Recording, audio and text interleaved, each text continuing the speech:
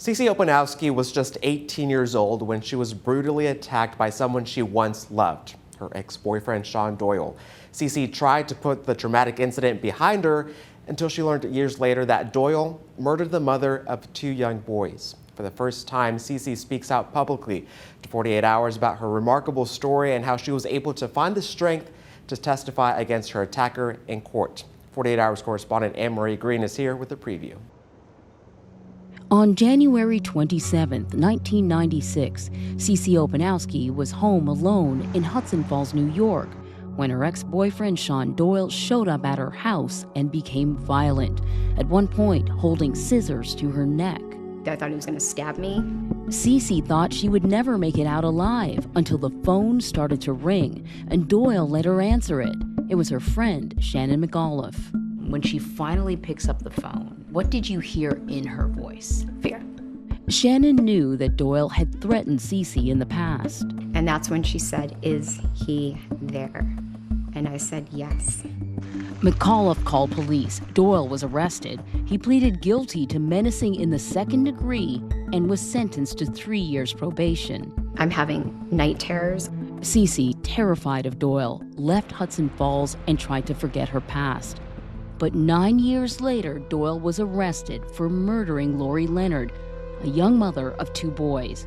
Lorie's body was found inside a toolbox floating in the Champlain Canal. I couldn't believe what I was hearing. So in 2006, when Doyle's murder trial began, CeCe was determined to testify against him. Joining us now from New York is Anne-Marie Green. Anne-Marie, it wasn't an easy thing for CeCe to do, but how important was her testimony for her ex-boyfriend's trial?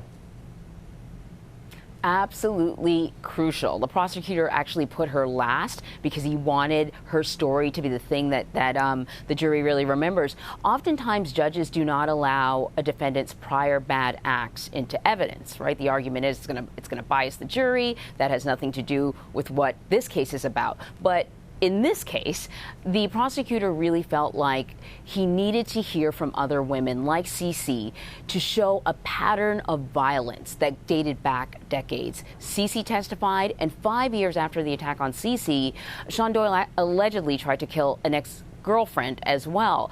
Sort of tied her up. The only reason the woman really survived is because her mother showed up and stopped the attack. So that woman testified as well, and it was crucial to show the jury that this is a guy who has been getting worse and worse throughout the years.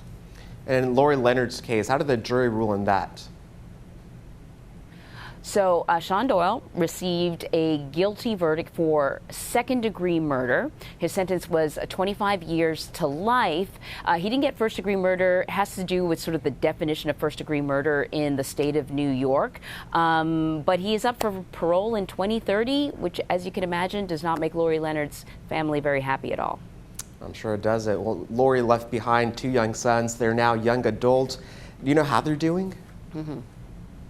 Yeah, Austin and Zachary, they spoke to us actually for this 48 Hours. They were 5 and 9 at the time. They're in their 20s now.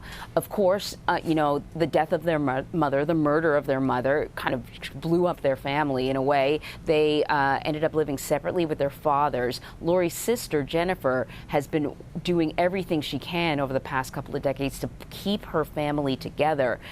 And because the boys were so young, they could not testify at trial. They knew Sean Doyle. They were afraid of Sean Doyle.